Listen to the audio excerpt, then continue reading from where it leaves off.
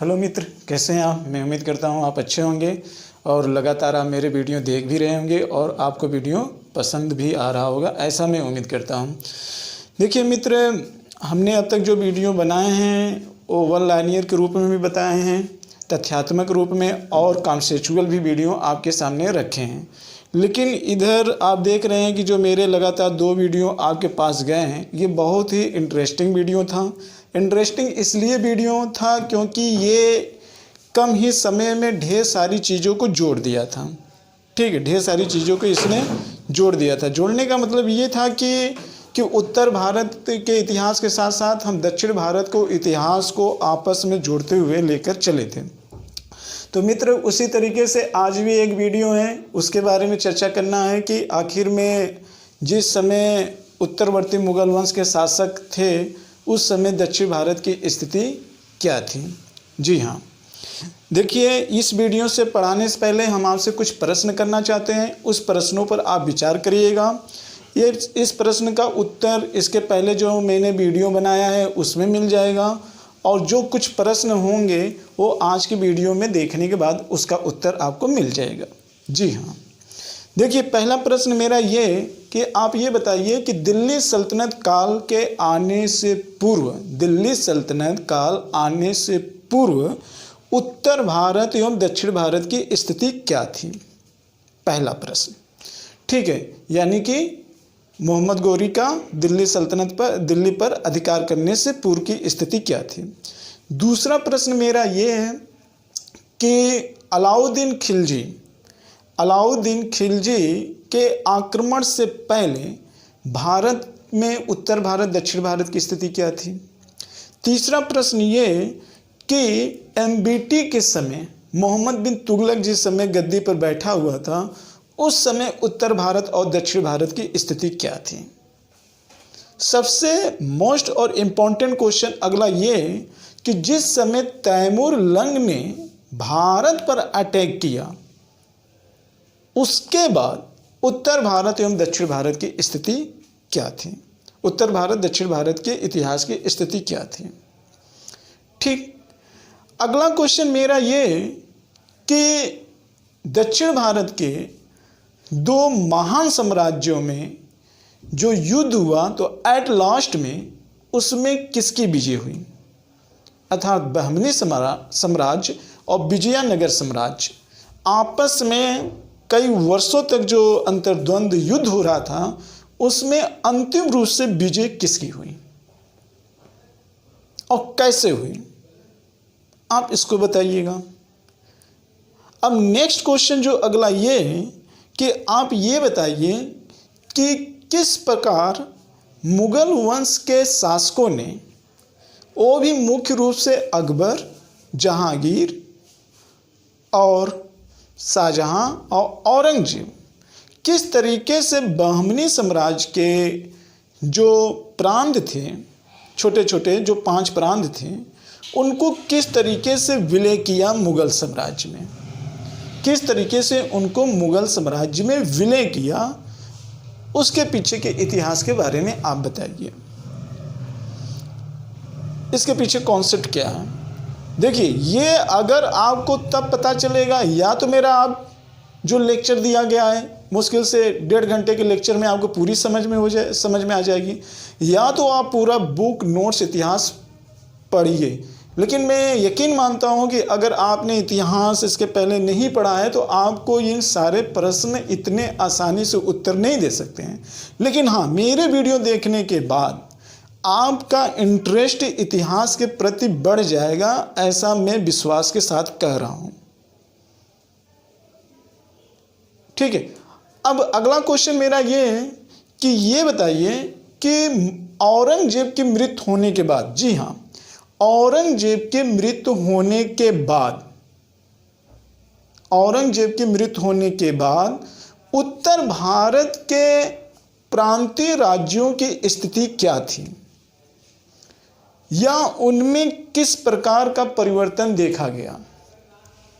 खासतौर बंगाल के नवाबों को देख लीजिए, अवध के नवाबों को देख लीजिए, राजपूत को देख लीजिए, मारवाड़ को देख लीजिए, और उधर वाला जो इलाका है सिख एवं पंजाब, इसके पहले वाले वीडियो में मैंने सिख 10 गुरुओं की चर्चा किया था मित्र। उसमें एक चीज़ थोड़ा सा छूट गया था कि सिख 10वें गुरु जो सिख गुरु थे हरिगोविंद, उनके बाद बंदा बहादुर आते हैं, फिर कुछ समय के उपरांत महाराजा रणजीत सिंह आते हैं। फिर महाराजा रणजीत सिंह जो होते हैं वो 1792 से लेकर 1839 तक पंजाब में बने रहते हैं और उन्हीं के दरमियान अमृतसर की संधि होती है 1809 में।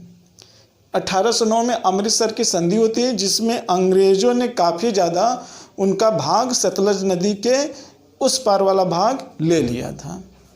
लेकिन ध्यान रखिएगा कि महाराजा जो रणजीत सिंह थे उन्होंने कभी भी अंग्रेज़ों से सहायक संधि नहीं किया था, और ये भी कहा जाता था कि उनको एक तरीके से पंजाब का नेपोलियन कहा जाता था, महाराजा रणजीत सिंह को।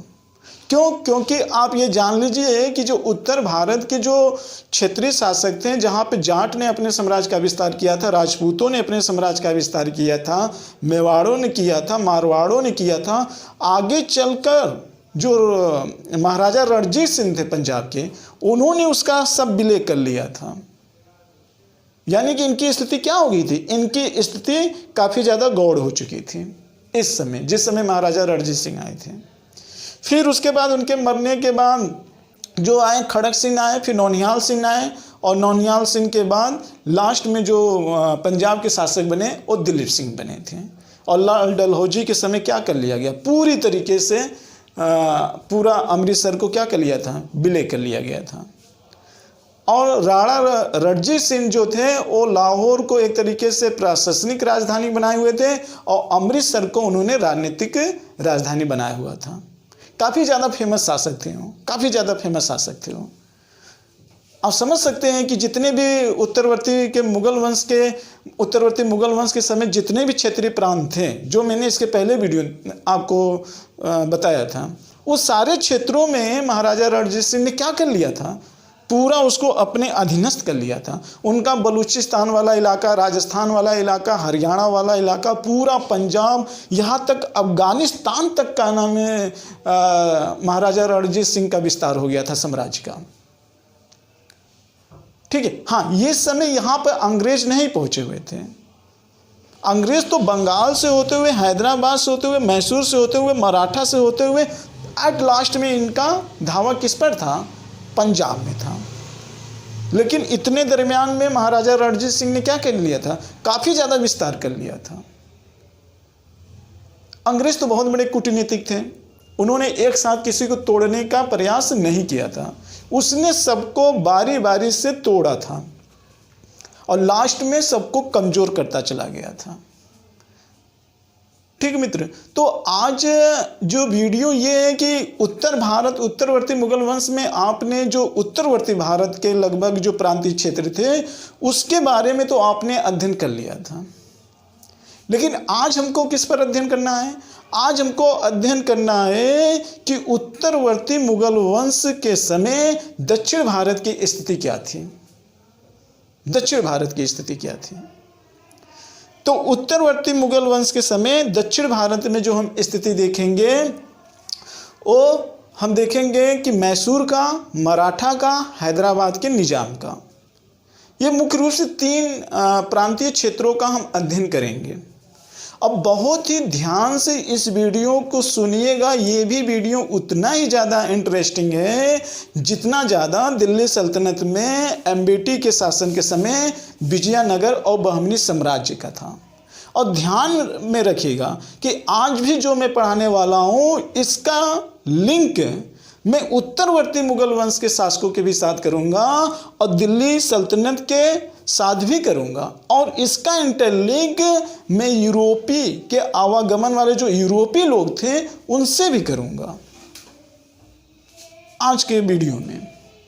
तो आज का वीडियो बहुत ही ध्यान से सुनिएगा और बहुत ही इम्पोर्टेंट है। आपका इतिहास पर पूरी तरीके से काफ़ी ज़्यादा कॉन्सेप्ट क्लियर हो जाएगा, यकीन मानिएगा, लेकिन सुनिएगा बहुत ध्यान से। तो आइए स्टार्ट करते हैं। देखिए मित्र, यहाँ पर लिखा गया है मराठा और मैसूर और हैदराबाद, इन तीनों के बारे में हमको चर्चा करना है, लेकिन इसमें जो सबसे ज़्यादा इम्पोर्टेंट है वो है मराठा, दूसरे पे मैसूर, तीसरे पे हैदराबाद के निज़ाम हैं। तीसरे कौन है? हैदराबाद के निज़ाम हैं, हैदराबाद के निज़ाम हैं। इस चीज़ को आप जानिएगा। तो आइए स्टार्ट करते हैं।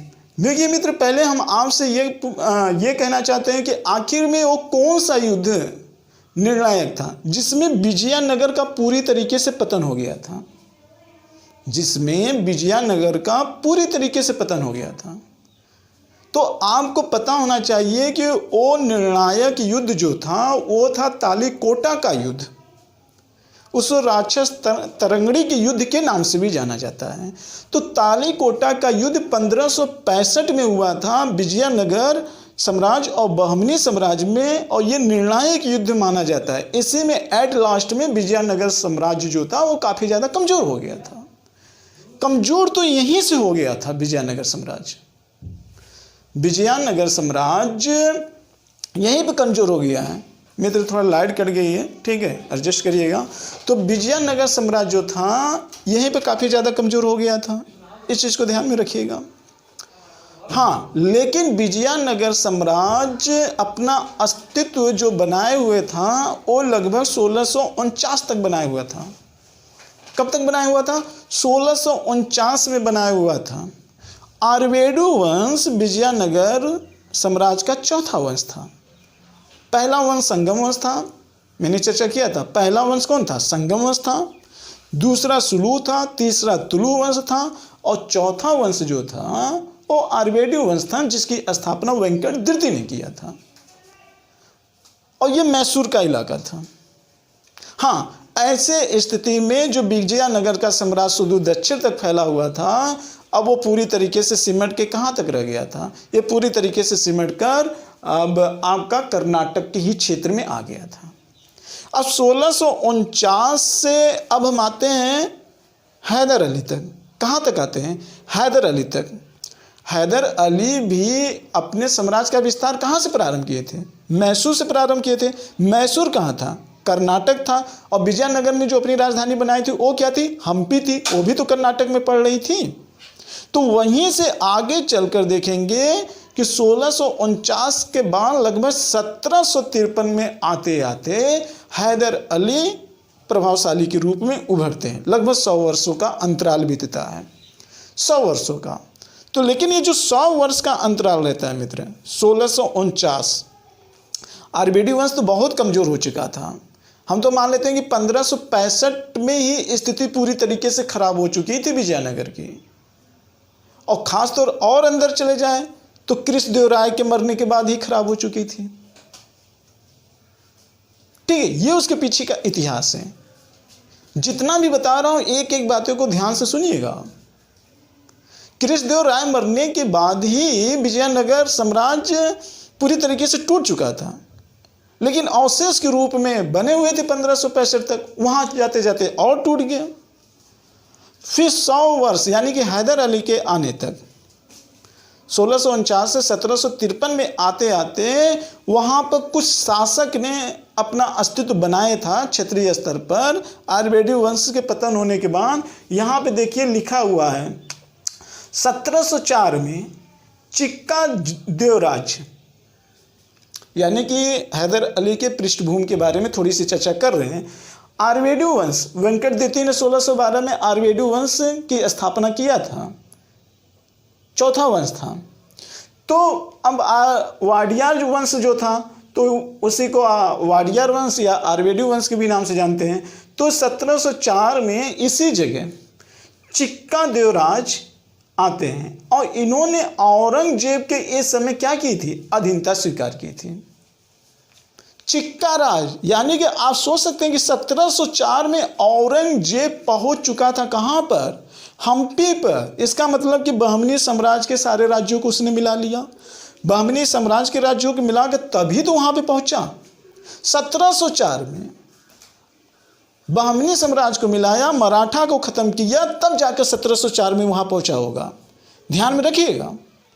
लेकिन जब तक शिवाजी थे तब तक औरंगजेब महाराष्ट्र को डाक कर कर्नाटक में नहीं पहुंचा था, जब तक शिवाजी थे।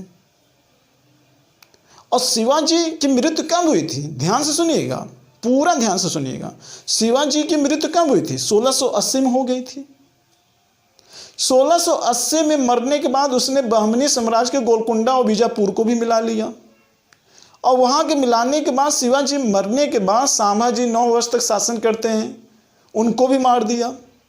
उनको मारने के बाद शिवाजी के दूसरे पुत्र थे राजा राम।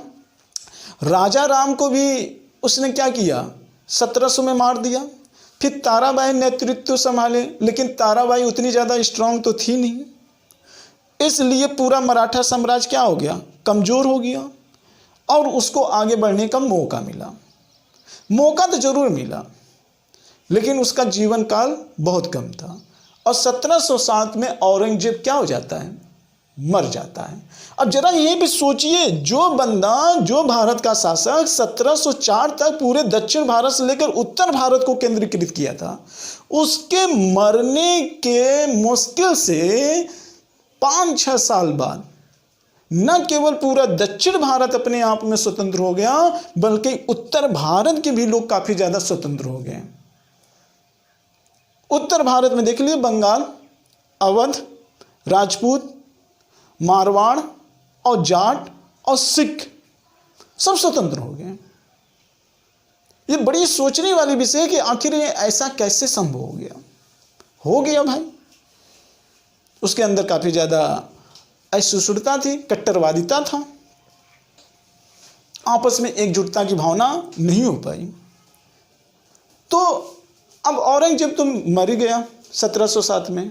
जो दक्षिण भारत में चिक्का देवराज ने अधीनता स्वीकार की थी। तो मैं चिक्का राज की बात क्यों कह रहा हूं, क्योंकि और एक चीज मैं आपको ये बता दे रहा हूं कि 1704 में जो ये चिक्का थे, ये मराठों को चौथ भी दिया करते थे। 1725 में 1725 में मराठे इनसे चौथ लिया करते थे, कर लिया करते थे। इसका मतलब ये औरंगजेब हट गया, 1707 में मृत्यु हो गई। फिर मराठे फिर अपने आप को, बालाजी विश्वनाथ जब आए तो अपने आप को क्या किए, ऊपर उठा लिए। और फिर इन्होंने क्या करना चालू किया, यहां से चौथ लेना चालू कर दिया। कहां से, कर्नाटक से, जहां चिक्का राज से लिया करता था औरंगजेब। औरंगजेब की मृत्यु होने के बाद अब उस पर हावी कौन हो गए, मराठे हावी हो गए। 1725 में वो कर लेने लगे, कौन, मराठा। और इस समय जो शासक था वो बाजीराव प्रथम का शासन था। किसका शासन था, बाजीराव प्रथम, मराठा शासक बाजीराव प्रथम। पेशवा थे, क्या थे, पेशवा थे। लेकिन 1725 में मराठे कर ले रहे थे। अब उसी के दरमियान कुछ समय के बाद हैदर अली आते हैं। हैदर अली के बारे में थोड़ी सी कहानी सुन लीजिए। देखिए यहाँ पे लिखा है 18वीं शताब्दी, यानी कि वही 1719 में मराठे तो चौथ लेते थे 1725 तक। यहाँ पर चिक्का कृष्णराज थे। अब देखिए यहाँ पर चिक्का जो कृष्णराज थे, उनके शक्ति, इनके 2 मंत्री हुआ करते थे। एक ही मंत्री का नाम था नंदराज और दूसरे मंत्री का नाम था देवराज। ध्यान से सुनिएगा, नंदराज और देवराज। तो नंदराज जो मंत्री था वो चिक्का कृष्णराज के साथ क्या कर दिया, धोखा कर दिया, धोखा कर दिया। तो चिक्का कृष्णराज के समय एक कोई बुद्धिजीवी ब्राह्मण रहता था, नाम नहीं याद रहा है,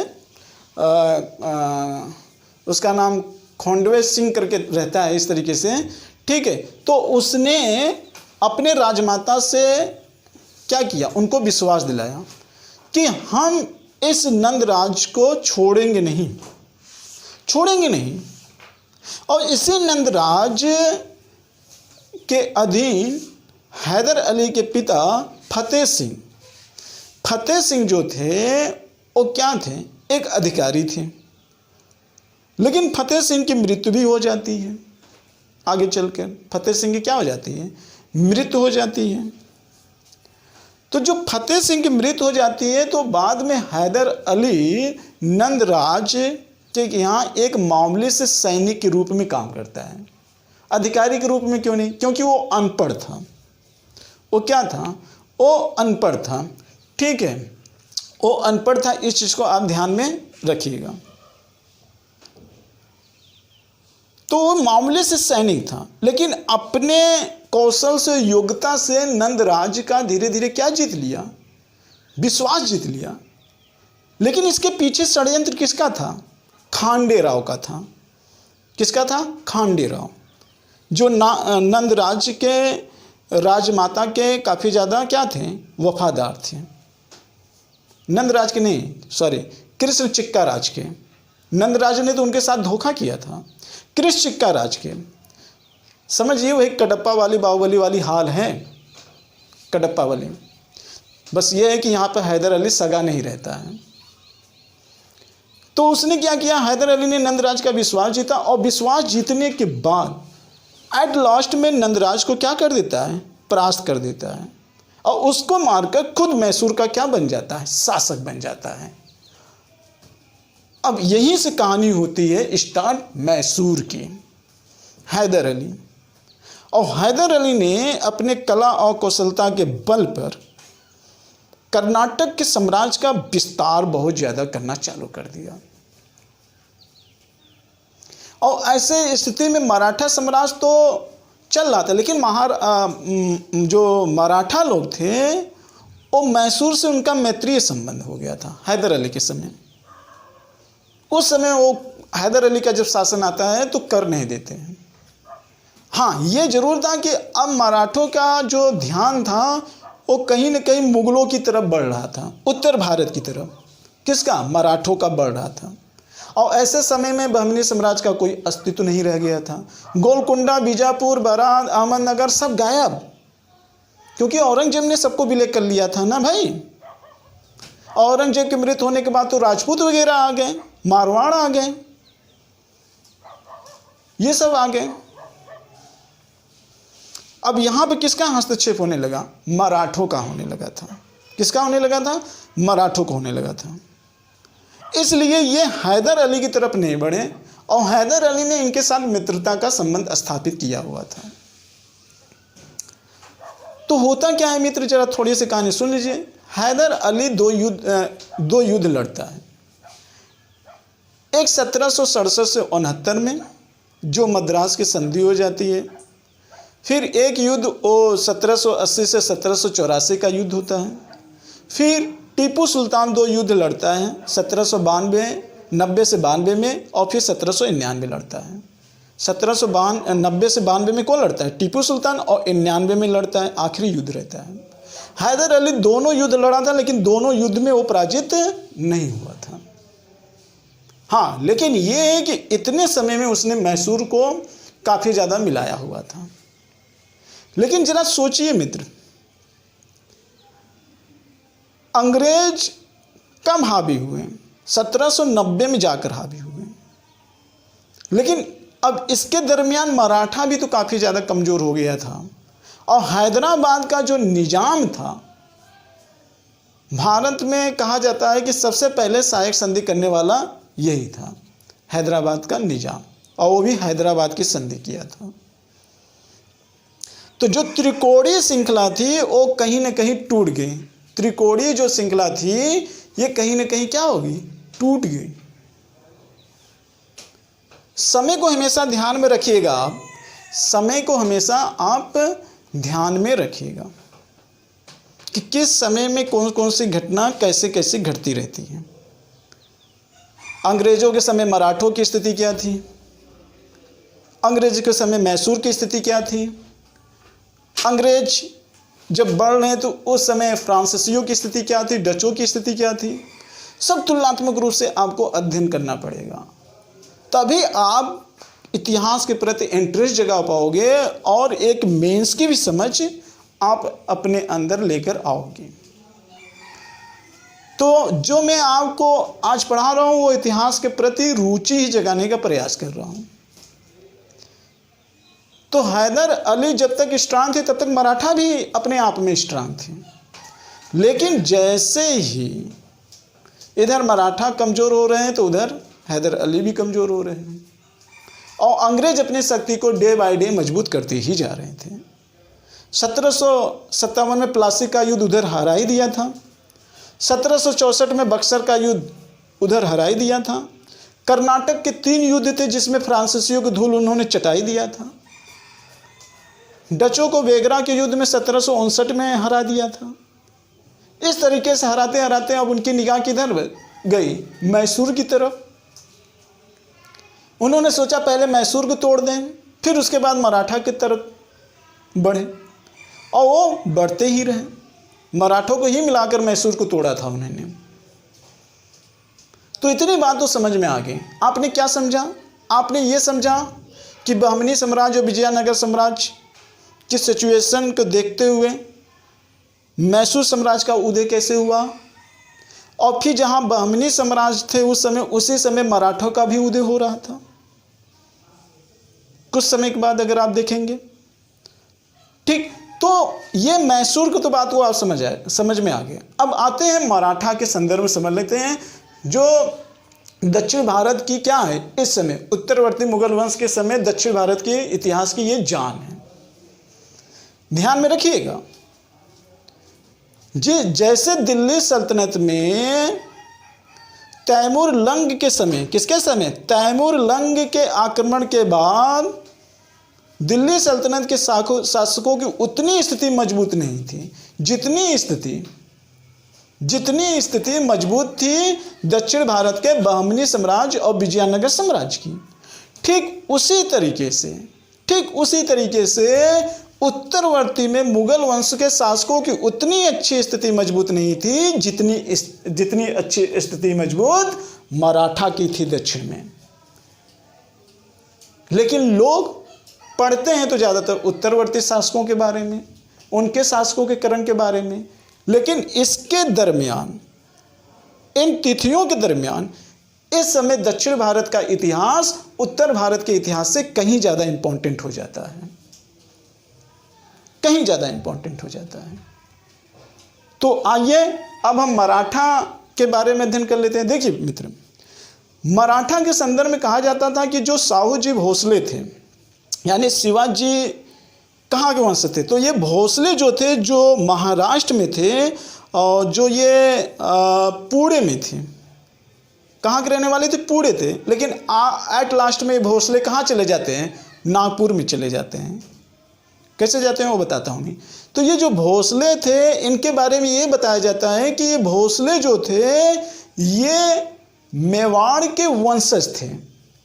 सिसोदिया वंश को बोले तो महाराणा प्रताप, उसके वंशज थे भोसले जी, कुछ इतिहासकारों का कहना है।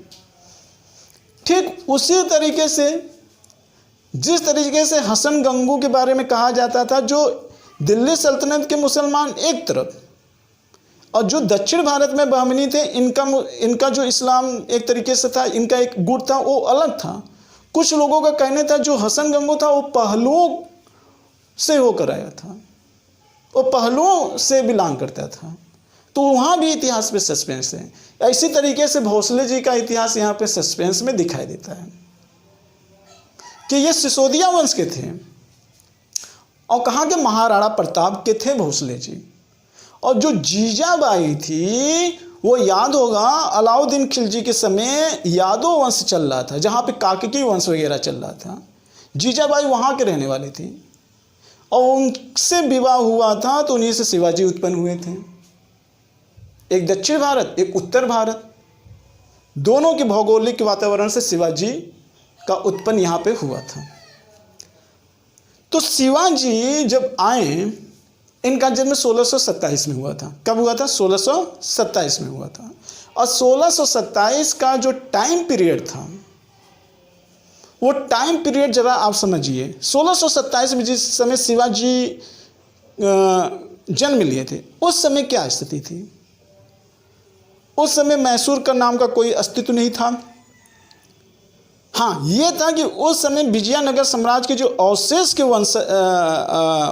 वंश थे, वो अपना अस्तित्व बनाए थे। और जो बहमनी साम्राज्य में थे, बीदर, बरार, गोलकुंडा, बीजापुर ये अपना अस्तित्व बनाए हुए थे। लेकिन मराठों का इस समय अस्तित्व जीरो था और मैसूर का तो एकदम ही जीरो था इस समय।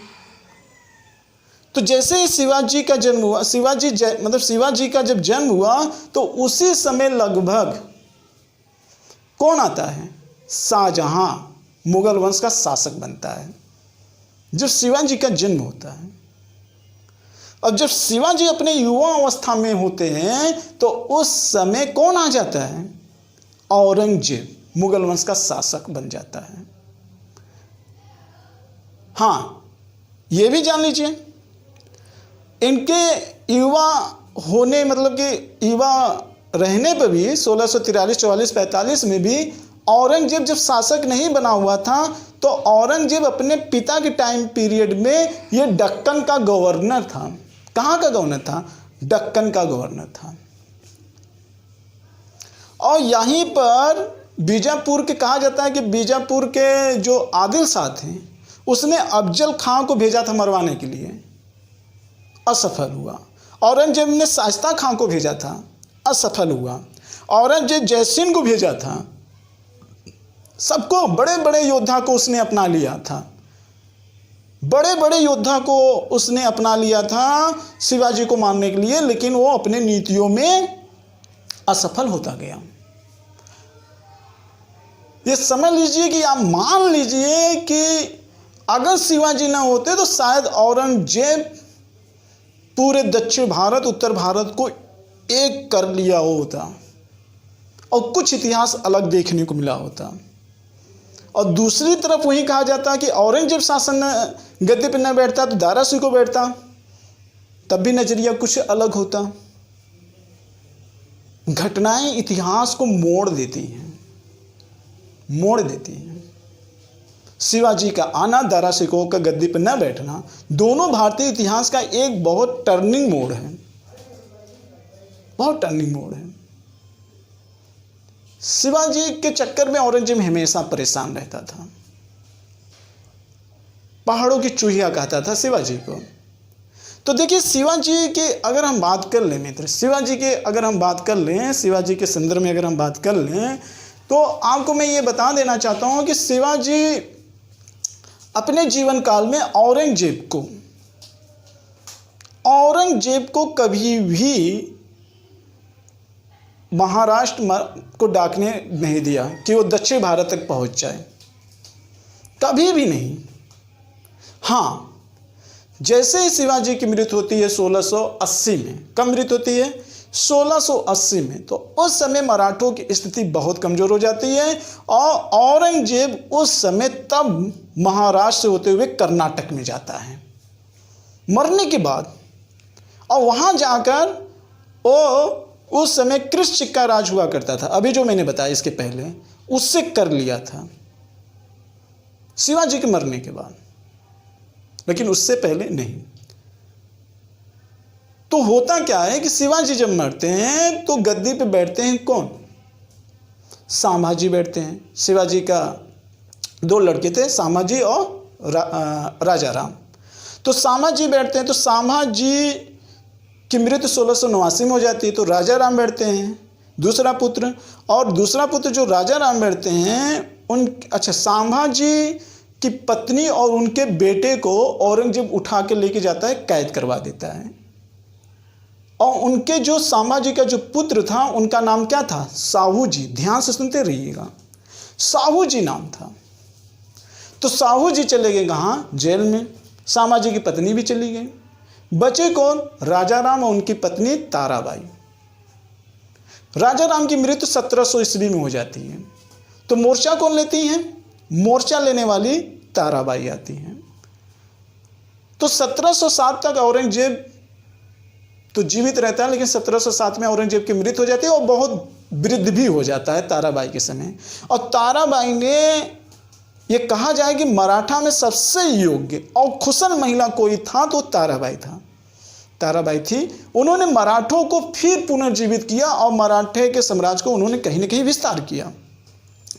लेकिन औरंगजेब की मृत्यु होने के बाद आजम या बहादुर शाह प्रथम, औरंगजेब के लड़का गद्दी पर बैठता है।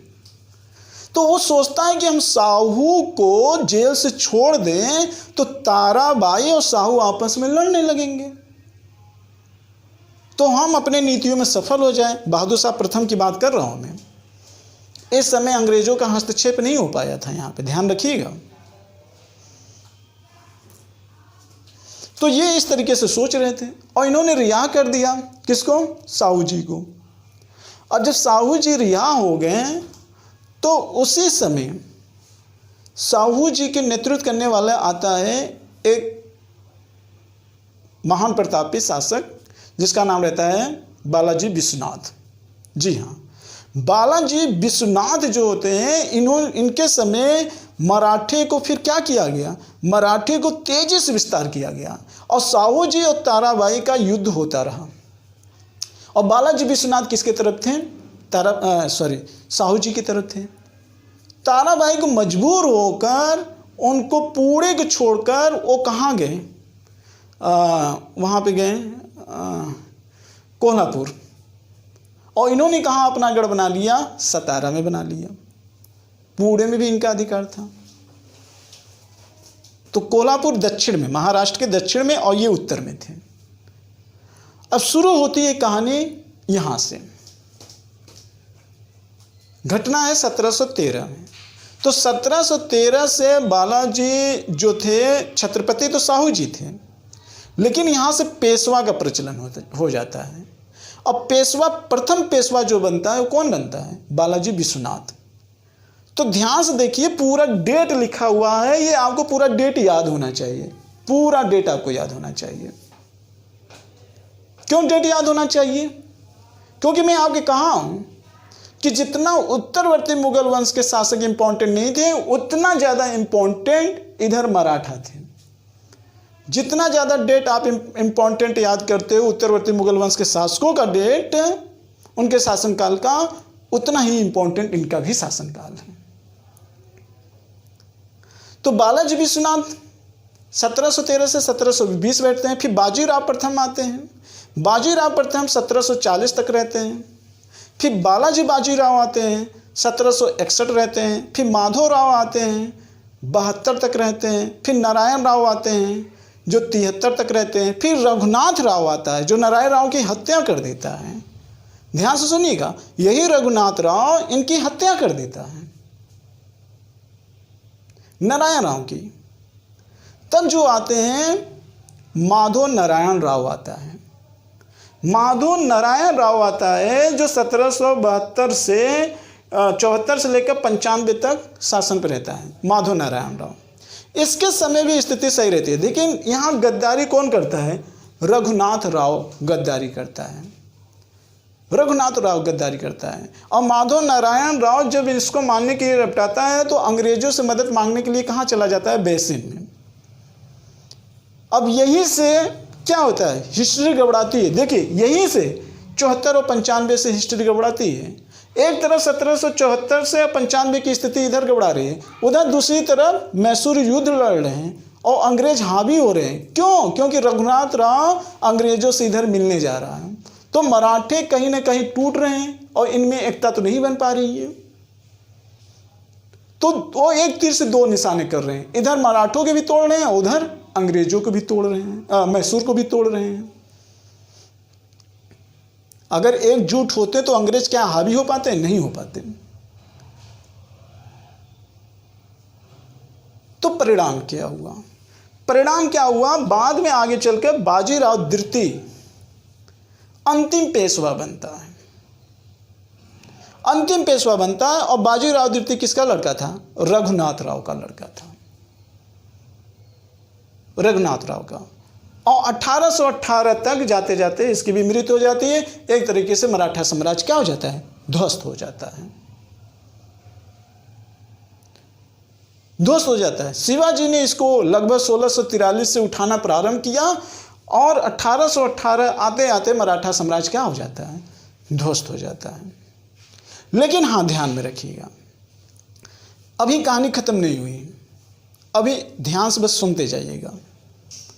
मराठा साम्राज्य जो था, जब बालाजी विश्वनाथ आते हैं, कौन? बालाजी विश्वनाथ। तो मित्र बालाजी विश्वनाथ के समय क्या होता है कि मराठा साम्राज्य 5 भागों में टूट जाता है। कितने भागों में? 5 भागों में टूट जाता है। कौन कौन से? कौन कौन से? ध्यान में रखिए। एक तो आपका पेशवा हो जाता है, ध्यान से सुनिएगा। एक पेशवा हो जाते हैं, एक सिंधिया हो जाते हैं, और एक आपके होलकर हो जाते हैं, और एक आपके गायकवाड़ हो जाते हैं, और एक आपके भोसले हो जाते हैं। भोसले, ये भोसले। और इनका जो विभाजन होता है मित्र वो कब हो जाता है? 1720 में। 1720 के बाद ही इनका विभाजन हो जाता है। बालाजी विश्वनाथ जैसे ही मरते हैं वैसे ये 5 भागों में क्या हो जाते हैं? डिवाइड हो जाते हैं। बाजीराव प्रथम काफी ज्यादा इनको मेंटेन किए रहता है।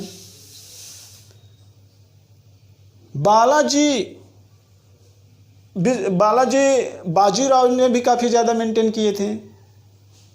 बालाजी बाजीराव, जिनके समय पानीपत का तृतीय युद्ध हुआ था।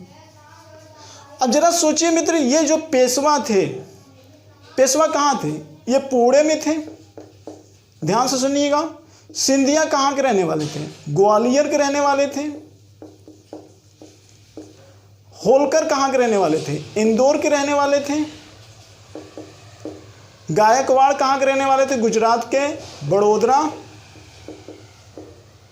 और भोसले जो रहने वाले थे ये नागपुर के रहने वाले थे। कहाँ के रहने वाले थे? नागपुर के रहने वाले थे। जरा सुनिए इस चीज को, बड़ी इंटरेस्टिंग कहानी है।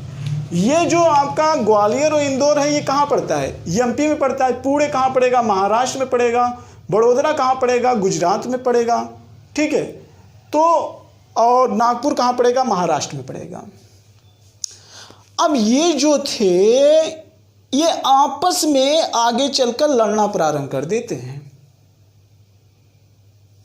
आगे चलकर लड़ना प्रारंभ कर देते हैं। स्टार्ट किसने किया था? रघुनाथ राव ने स्टार्ट कर दिया था। मैं आपको बताऊं, जो होलकर थे पहले सिंधिया और पेशवा ने मिलकर होलकर को पराजित किया, फिर होलकर ने इनको पराजित किया। और एक समय ऐसा था कि यही होलकर लोग जो पंजाब के शासक थे रणजीत सिंह 1805 में, कम मित्र 1805 में यही के होलकर का शासक जिसने सिंधिया और पेशवा को परास्त किया था, और सिंधिया पेशवा ने इनको भी परास्त किया था, ये आपस में लड़ने लगे थे। और राणा रणजीत सिंह से समय होलकर ने गया था 1805 में मदद मांगने कि अंग्रेजों से मुझे बचाइए। कब गया था? 1805 में। और एक समय ऐसा था मित्र, एक समय ऐसा था 1725, आप जरा ध्यान से सुनिएगा। 1725 का जो समय था, सिंधिया के दरबार में अंग्रेज सैनिक के रूप में काम किया करते थे। सैनिक के रूप में काम किया करते थे। मजाल नहीं होती थी कि वो आंख मिला दें सिंधिया के शासक के सामने। लेकिन बाद में अंग्रेज ने एक एक कर को मारा। रणजीत सिंह के पास गए तो रणजीत सिंह ने इनको सहायता नहीं दिया। अब बाद में होलकर को तो अंग्रेजों ने परास्त किया, और 1809 में रणजीत सिंह से भी अमृतसर की संधि करवा ली थी, और काफी ज्यादा भूभार रणजीत सिंह को भी ले लिया था। रणजीत सिंह ने होलकर का साथ नहीं दिया, होलकरों ने सिंधिया और पेशवा का साथ नहीं दिया, सिंधिया और पेशवा ने होलकरों का साथ नहीं दिया। और एक समय यह था कि इनमें आपस में द्वंद्व चल रहा था। जरा सोचिए, जब उत्तरवर्ती मुगल वंश के शासक का दौर चल रहा था, औरंगजेब की मृत्यु होने के बाद जहां पे मारवाड़ और मेवाड़ और गुजरात के लोग अपने साम्राज्य का विस्तार कर रहे थे, वहीं से मराठों से युद्ध हुआ। और मराठों ने गायकवाड़ जो थे, जो गायकवाड़ थे बड़ोदरा के रहने वाले, कौन थे गायकवाड़? मराठा थे। उन्होंने पूरा राजस्थान को घेर लिया था। और जो इंदौर और होलकर थे मित्र, ये पूरा मध्य भारत को घेर लिया था। मध्य प्रदेश पर इनका अधिकार हो गया था। और ऐसा भी कहा जाता है कि जो भोसले थे, भोसले जो थे वो बंगालों से कर लिया करते थे और सिंधिया तो मुगलों से भी कर लिया करते थे। यानी मराठों का इतना ज़्यादा साम्राज्य विस्तार हो गया था। इनको इस समय चुनौती देने वाला कौन था? जो 1792 से लेकर 1792 तो रणजीत सिंह आए थे। मराठा तो चल रहे थे, लेकिन रणजीत सिंह तो बाद में आए। थोड़ी बहुत जलन किसको थी? रणजीत सिंह को थी। बाकी तो बीच में सब गायब हो गए थे। अवध गायब हो गए थे, बंगाल गायब हो गया था, राजपूत गायब हो गए थे, जाट गायब हो गए थे, सब गायब हो गए थे। बचे कौन थे? पंजाब के सिख, इधर मराठा। और अंग्रेजों ने मराठों को मिलाकर मैसूर को तोड़ दिया। फिर अंग्रेजों ने क्या किया? अंग्रेजों ने होलकर को मिलाकर सिंधिया और पेशवा को तोड़ दिया। फिर बाद में होलकर को तोड़ा राणा रणजीत सिंह को मिलाकर। क्या नीति थी! तो जो ये 5 क्षेत्रों में फैले हुए थे, इनको बांधने का कार्य तो बालाजी विश्वनाथ ने तो किया था, बाजीराव प्रथम ने भी किया था, बाजीराव ने भी किया था। लेकिन उसके आगे ये धीरे धीरे आपस में इनके अंदर लालच का बीज उत्पन्न हो गया और आपस में लड़ने लगे भेड़ियों की तरह। देश के सम्मान से ज्यादा इनको अपना सम्मान प्यार था। देश के सम्मान से ज्यादा इनको अपना सम्मान प्यार था।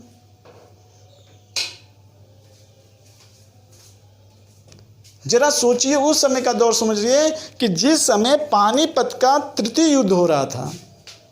पानीपत के तृतीय युद्ध में 1761 में बालाजी बाजीराव का साथ किसने नहीं दिया था?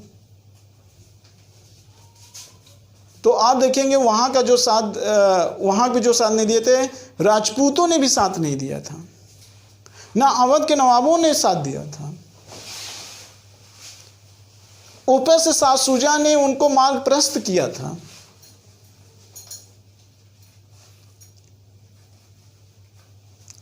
शुजाउद्दीन अवध का जो नवाब था, जब यहां पर अटैक हुआ था किसका? अहमद शाह अब्दाली का। किसका? अहमद शाह अब्दाली का अटैक हुआ था।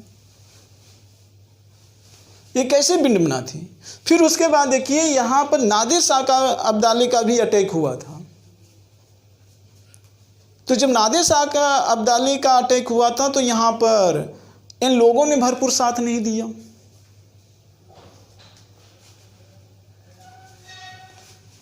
तो पूरे इतिहास को समझने के लिए आपको इन सारे स्टेप को, एक एक स्टेप को क्या करना होगा? जोड़ना होगा। तब जाकर इतिहास पर आपका एक कॉन्सेप्ट बनेगा। बंगाल के नवाब को अवध के नवाब से, उत्तरवर्ती मुगल वंश के शासकों के जाटों से, राजपूतों से, मारवाड़ों से, सिखों से, फिर महाराष्ट्र के जो मराठा थे इनको मैसूर से, हैदराबाद से, उत्तरवर्ती मुगल वंश के शासकों से, बंगालों से और राजपूतों से, और जो विदेशी आक्रमण हो रहे हैं उनसे जोड़कर देखना होगा। तब जाकर आपका एक इस पर इतिहास पे कॉन्सेप्ट बनता है। तब जाकर आपको भारत की राजनीति और क्षेत्रीय राजनीति के साथ साथ विदेशों की भी राजनीति आपको समझ में आएगी। तब आपका इसके प्रति इंटरेस्ट भी जगेगा और मेंस की भी समझ होगी और इतिहास में आपका रुचि हो जाएगा। तो आप से मैंने क्वेश्चन क्या किया था? मैंने ये क्वेश्चन किया था कि उत्तरवर्ती मुगल वंश के समय दक्षिण भारत के प्रांतीय क्षेत्रों की स्थिति बताइए। आखिर में उनके साम्राज्य का विस्तार कहां तक था और उन शासकों की स्थिति कैसे थी और उनमें आपस में संबंध कैसा चल रहा था। कब? उत्तरवर्ती मुगल वंश। उत्तरवर्ती मुगल वंश का मतलब औरंगजेब के मृत होने के बाद दक्षिण भारत में मराठों, मैसूर और निजाम की स्थिति क्या थी, कैसे ये आपस में अलग हुए। और मैंने पहले भी कहा कि इनका अतीत में किससे क्या संबंध था। जब इस तरीके से कनेक्ट करके पढ़ोगे तो चीज़ें क्या हो जाएंगी, आसानी से समझ में आ जाएगी। जैसे मैंने कहा मराठा सिसोदिया, सिसोदिया कौन थे, वही महाराणा प्रताप। तो महाराणा प्रताप के वंशज चले जाएंगे अलाउद्दीन खिलजी से जोड़ दीजिए। अलाउद्दीन खिलजी के समय कौन था, तो रतन सिंह। फिर और पीछे चल जाइए तो उधर पृथ्वीराज चौहान वगैरह आपको देखने को मिल जाएंगे। और पीछे चले जाइए तो और पीछे, बहुत पीछे चल जाएंगे तो उसके आसपास जो शक्तिशाली देखने को मिल जाएंगे वो कौन देखने को मिलेंगे, प्रतिहार वगैरह मिल जाएंगे। फिर हर्षवर्धन वगैरह मिल जाएंगे। फिर प्राचीन इतिहास में चले जाएंगे, प्राचीन इतिहास से फिर मध्यकालीन, मध्यकालीन से होते हुए दिल्ली सल्तनत से होते हुए आप कहाँ पे आ रहे हैं, मुगल वंश में आए, और मुगल वंश से होते हुए आप आधुनिक भारत में चले आए। जब इस तरीके से आपका इंटरलिंक हो जाएगा तो इतिहास के प्रति ऑटोमेटिक प्रेम जग जाएगा।